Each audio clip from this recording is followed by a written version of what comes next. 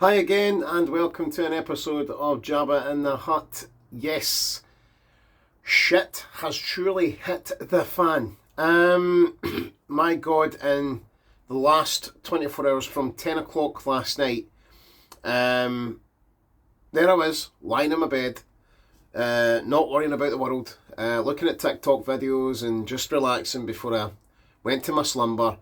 And at 10 o'clock, the news got through that Brendan Rodgers had resigned from Celtic Football Club. Surprising.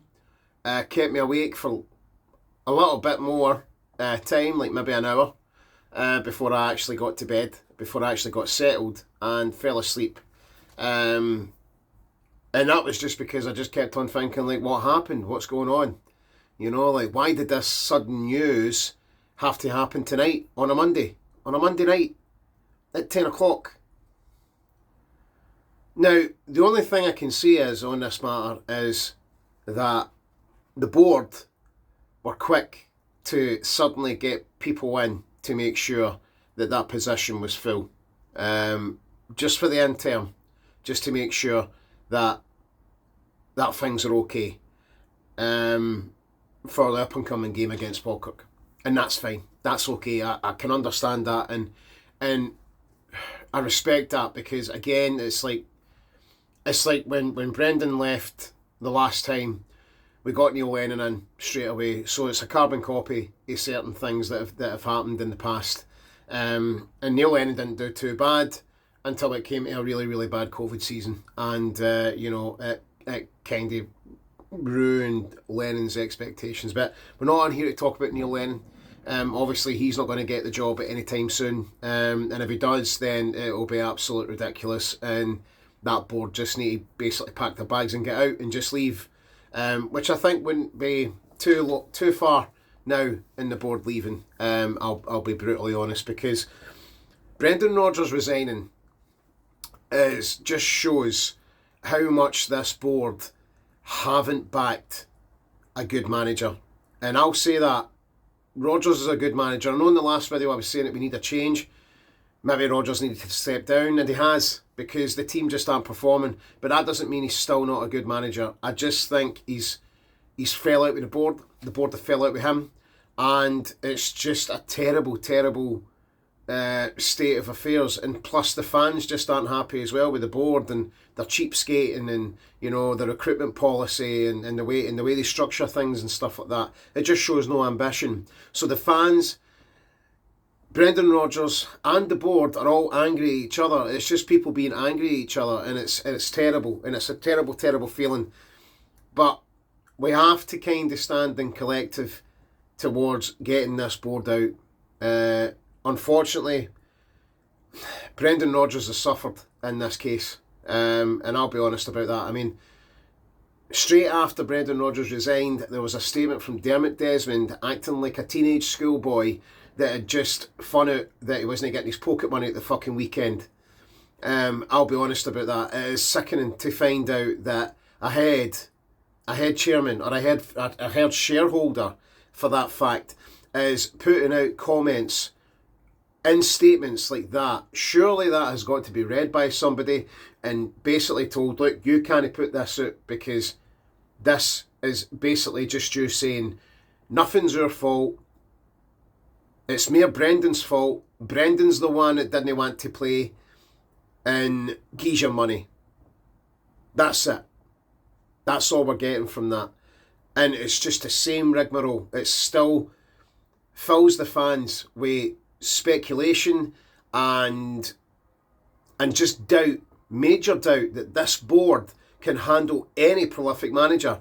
They just can't play. They just can't play ball with them. You know, it just seems to be that the board just say, you know what, we'll just get a big manager in and he can just deal with everything. It's not fair. It's absolutely not fair. It's not fair on a person. It's not fair on a manager. I'm pretty sure Brendan Rodgers can go out there and he can maybe sue. He can tell his tale if he wants, because he's resigned. He's not been sacked. So he's not been paid any compensation or anything like that. He's resigned. And I hope he does have something to say about this, because my God, that board are just are just in the dark ages. They just think they're doing everything right. And it's one of those things, it's a split decision between the fans, because there's some fans that think that yes, they have done okay, they have done brilliant because they've kept us afloat domestically. That's great. But it's like what I say again, you give people Champions League, they want more Champions League. That's exactly what every big club wants. They want more Champions League. And the way that they supported Brendan Rodgers this season, because he couldn't decide if he wanted to stay, and for them to come out and say we were keen to give him a contract but never really offered him a contract, that's how people sign for clubs. That's how people feel that they're getting supported. When you put down a contract in front of them, not keen to put down a contract in front of them, when you put a contract down in front of them and it says how much you're going to get, how many years you're going to sign for, and what would you like us to do for you, Mr. Brendan Rodgers, sir? Then that would have had something to do with everything. Instead, the board never supported him and treated him like a mug again. He's set his third season again. He has drifted off and went and just packed his bags and says, I've had enough. And we don't even know if John Kennedy's away. I don't know. See if he is. God. Good. Because I've had enough of that guy as well. I've had enough of that John Kennedy. That was the one thing that I wanted to change. I didn't want to change Brendan Rodgers. I just wanted to change something. Anyway, rant over. That board are disgusting. That board need a reality check in the way to deal with people. That was completely unprofessional by Dermot Desmond. It's basically just an unaccountability statement again. We are not accountable for anything that's happening. It's all Brendan Rodgers' fault. Terrible way to run a club. Absolutely terrible. But, like I said, they have went fast and they have appointed Martin O'Neill and Sean Maloney, which I think was the plan anyway, to get Sean Maloney into that managing, situation. Because again, it comes to what Ian Banker said a few years ago. Sometimes you have to search really, really hard to find a gem. And I think that's what they think Sean Maloney is as a manager. They think they can make something of Sean Maloney and then take all the plaudits for it. But again, I hope the best for Sean Maloney if he's coming in as interim charge. I don't think the fans will take to it if he's suddenly just drafted in as a permanent manager. I think that'll be terrible. But this board have got a structure, and that's exactly in the pipeline. That's what they say. We have a structure. They already brought Sean Maloney in at the start of the season. I may have you know. And that probably made everybody think, well, why is Sean Maloney here? And there you go. He's been drafted straight up. It's ridiculous. But I'm glad that Martin O'Neill's back. But he's just the shiny keys that you dangle in front of the fans to say, look what we've got. We've got Martin O'Neill. He took us to a European final. He took us to a UEFA Cup final. He's won his leagues. He's won his Scottish Cups. Remember Henrik Larsson? Well, we've not got him anymore, but we've got Martin O'Neill. That's what's going to happen against Falkirk. He's just going to get paraded out and the fans are just going to clap. And see, if I was there, I'd fucking clap as well. Because my God, the guy is a legend. He is absolutely amazing. When I heard Martin O'Neill was back, I got a wee bit happy. Because I just thought, do you know what? I know he's 73. I know he's probably been on TalkSport so much that he's probably forget how to manage. But maybe this will maybe jig him back into it. Even for a little while until we get the managers in that we need. And this is it. We need to take time on this because I'll be honest, if you're going to get a manager in, you're going to want to give him a January window to get things right and get some of his team in order. Okay? Not all of it, just some of it, because God damn it, this board will only do that. They will only go splashing the cash on a brand new 11-a-side team. Right? Let's be honest, right? We need to get rid. The new manager will want to be getting rid of Maeda, Hatate, players that don't want to be there, players that don't want to run under his schedule. So at the end of the day, this is what we're talking about. So who's going to be interim Interim in charge right now, sorry, I'm rambling, is Martin O'Neill and Sean Maloney. That's what we've got right now. As soon as Martin O'Neill leaves, somebody else comes in. We're just going to have Sean Maloney there as well. And that's fine, that's okay, right? I just don't want Sean Maloney to turn into another yes man. But the really surprising thing is John Kennedy's away as well. He's sacked it. But watch this space. He'll come back as well. I still think John Kennedy should have left and took the Hibs job when it was on offer. Back when we lost to 10 in a row. Because I'll be honest, that to me, I just thought there was something just not there. Just not there to inspire the players. It's just the same rigmarole again. Arrive to training, do the tactics, play the football, get to the main game, play the main game, draw the main game. It's not my fault. That's all we seem to get. A bit of accountability, Celtic. Just accountability. That's all fans want. But anyway, let's talk about new managers. So, if we are looking about new managers, for me, I have 3 managers who I would probably like to see in the dugout at some point. Now, okay, there is an Irish connection going to come here. But first of all, I'd probably say number 1 in the list is that KJ Nunson. Okay, now I know he's Norwegian. I know he's from Bodo Glint. I know it'd be probably quite hard to get him, let's be honest. That would be my very, very first choice. I would go out on a limb to try and get this guy. Because the football that Bodo Glint have been playing and the development of the players there is phenomenal. They just seem to just love playing for the guy. And they've reached semi-finals. They have done well in European competition. I think they even had a couple of stints in the Champions League as well.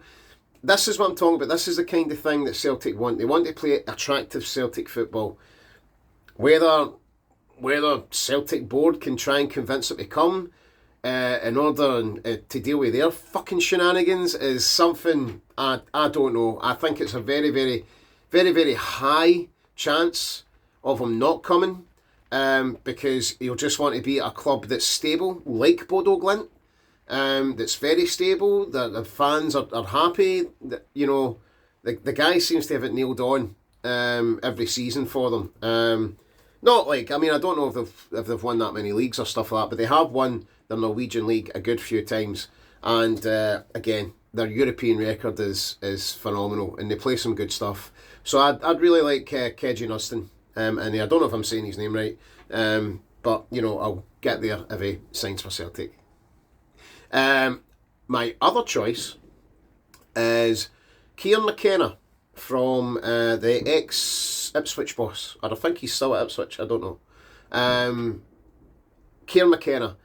I think he done really well with Ipswich.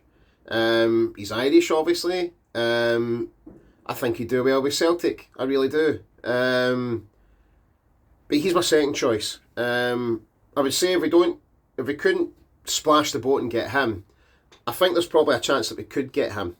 Because I think he's young enough. He's got great ideas. He done really, really well with Ipswich. I think he done well with Ipswich. The football that they played, that just showed no fear. But that maybe that day of age of attacking football is at a standstill now. Maybe we need a bit of Martin O'Neill set piece specialist in the game, because my God, Celtic are terrible at set pieces. Let's be honest. Don't get me wrong, we've not really got the players for it. We've not got the aggression in the side that Martin O'Neill likes. He's not got the team of Larsson, Sutton, Thompson, Lennon, even Paul Lambert for that stage. But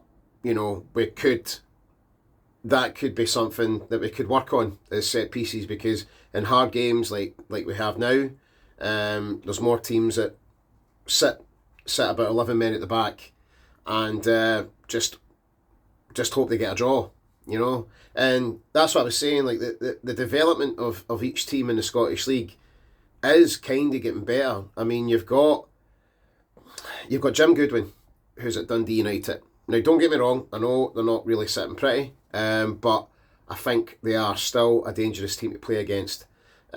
You've got Hearts, obviously, that are shooting right up the top of the table. Should have started with them, sorry. A great manager in Derek McInnes. I've always thought Derek McInnes was a good balanced manager. He knows the Scottish game inside out. I would say probably going to be the next Scotland manager, to be honest. And I would say you've got your Aberdeen. Now I know they are absolutely rotten right now, but I think the players want rid of Jimmy Tilleen. Once they get rid of Jimmy Tilleen, a new manager will be in, and Aberdeen will start performing again, I think, because Aberdeen are too big a side. They've spent far too much money on players. They've got a great midfielder in Jamie McGrath there. I quite like him.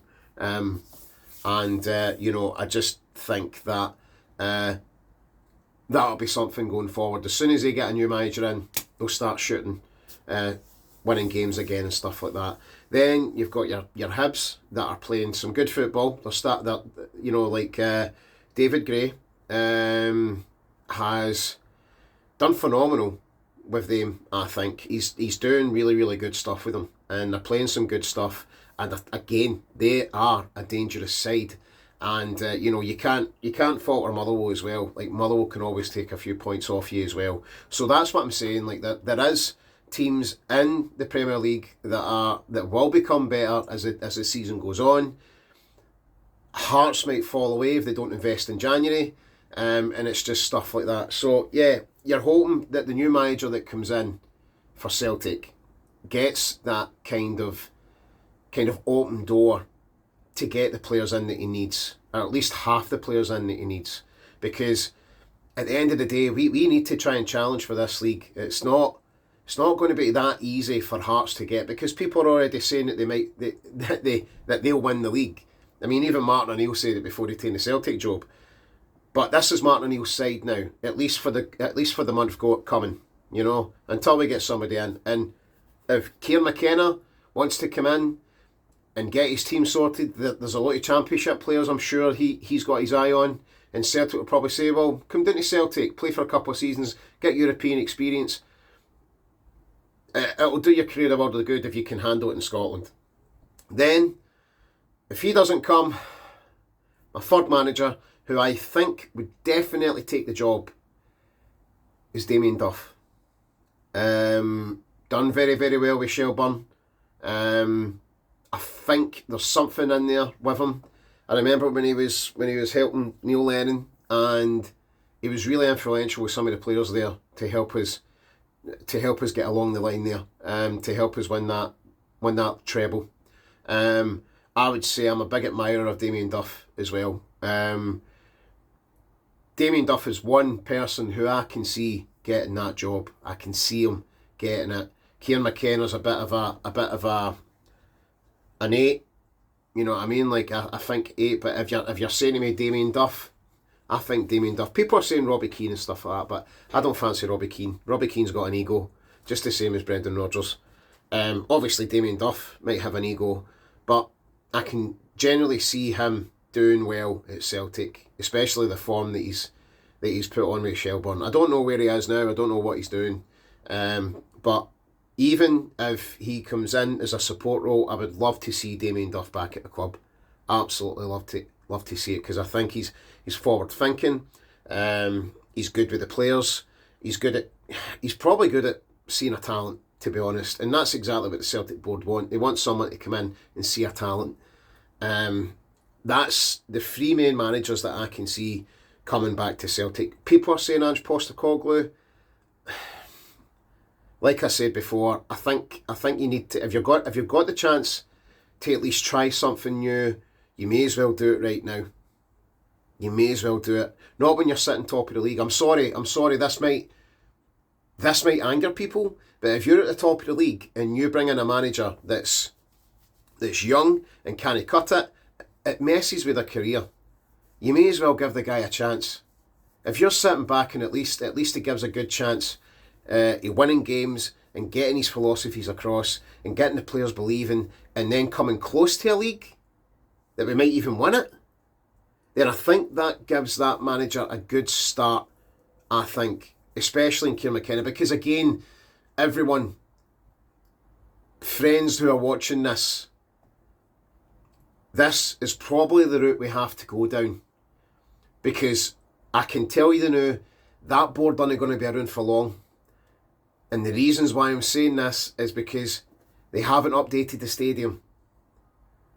They haven't done anything inside the stadium to make it like, say, like a Tottenham Hotspur stadium. They haven't done anything like that where you can queue up and then you need to have a barcode to get in. They've done nothing like that. The only thing they've done is open a bar. And that's it. They've only opened a bar. And they've maybe got that smoky trotters food in as well, which is quite nice. I've tried it, it's lovely, but it's very, very expensive. They haven't done anything to the outside of the building. And, you know, I just think they're downgrading. They want the club to look successful so that when another buyer comes in, that they're getting their top dollar for retirement. Because you look at them all, they're all old fucks. They really are. They're all old. They're all old, apart from that Michael Nicholson, but he can go as well. Because at the end of the day, he's just as nasty as the rest of them. They're all nasty people. And this is what I'm talking about. Whoever comes in and manages, they need a start. They need to be in that club. They need to set the beliefs for the players. They need to integrate the playing system and make Celtic better. Make Celtic great. Make us a force in Europe. And this is what I'm talking about. People are saying get Ange Postecoglou back. I think he's past it. I think he's old. But then again, we're sitting here with Martin O'Neill and he's 73. But, you know, he's even said that he's not here for long. He's just here to settle. He's just here to settle the annoyance. That's all he's doing. He's just here to settle the annoyance. He's like I said, he's the Shiny Keys. That's what he is. Anyway, just want to say good luck, Martin, for your short time at Celtic. Good luck, Sean Maloney. I hope you can do something, mate. I really, really do. I met you once when you were a player. You were doing Aberdeen and you were in Hamilton, believe it or not. You were just walking up Hamilton Main Street, and I seen you and I literally double taked. But I was so scared to ask you for your autograph, but I basically just looked through and stuff like that. I don't know why I'm talking to you like you're watching this, because you're no. But anyway, I just want to say good luck to the both of them. And whoever comes in and manages Celtic, good luck to you, because you're going to have to deal with old fuckers upstairs, at least until they get to fuck. Anyway, that's my beliefs, that's my opinions. If you don't agree with them, write me a comment. We can have a discussion. We can talk. You know, all that kind of stuff. Remember, doing something means everything. And right now, all these rants, I've done about 3 videos in the last week, and it's not through boredom. It's just because stuff is happening in Celtic, and basically just enjoy yourselves. And aye, that's it. I love everybody. I'll see you later. Have a fantastic sleep. I'm going to try and get a better sleep tonight, because I went to sleep thinking about Brendan Rodgers and that statement to Dermot Desmond, and I woke up thinking about Dermot Desmond and that statement and Brendan Rodgers. Not in a weird sexual way, but it's like one of the ones where it's like you can't get settled. It's a thought process. Anyway, I'll see you later. I'm rambling on. Bye bye. Love yous all. Bye.